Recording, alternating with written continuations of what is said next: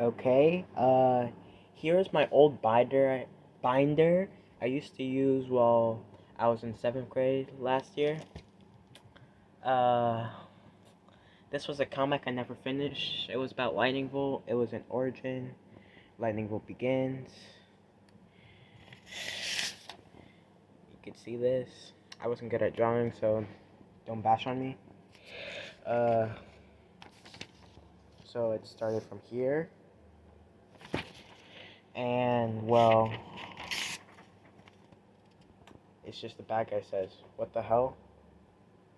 Who are you, freak?" And then, yeah, don't worry. It will get better soon in time. And then there's this unfinished page. I mean, it's finished, but like, uh, there is Zack laying in bed. And there's just this blank page I forgot to do.